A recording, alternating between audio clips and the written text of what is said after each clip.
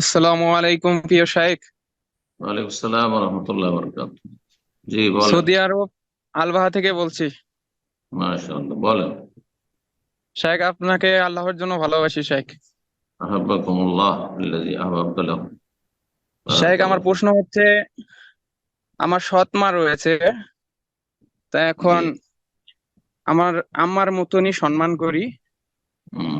কিন্তু দেখা যাচ্ছে যে আমি মা বলে ডাকি না।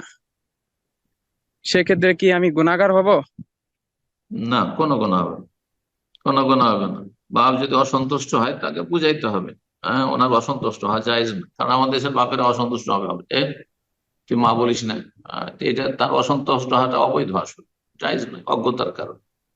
সৎ মা মা নয়, সৎ মা যৌজত বিক।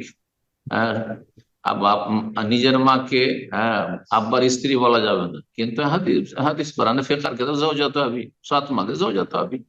আমার আব্বার স্ত্রী আছে। হ্যাঁ, আরবরা কেউ মা বলে না। মা বললে আসল যিনি মা, সে মা যদি বেঁচে থাকেন তাহলে একে একবার আহ ত্যায্য পুত্র করে দিবে। কথা বোঝা গেছে? মা বলা যাবে, শাশুড়িকে মা বলা যাবে না আরব দেশে।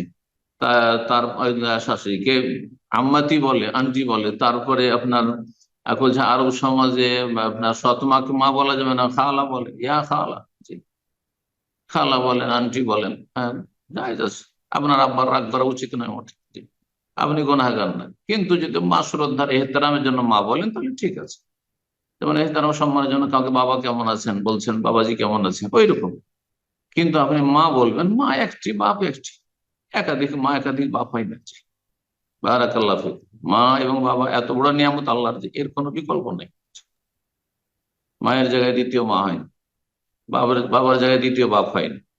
মা বিয়ে করেছে অন্য জায়গায়, বাবা বলবেন না, ও বাবার না তখন। জি। অথবা কেউ পালক পুত্র নিয়েছে আর বাবার নাম ওঠে না, মা বাবা না।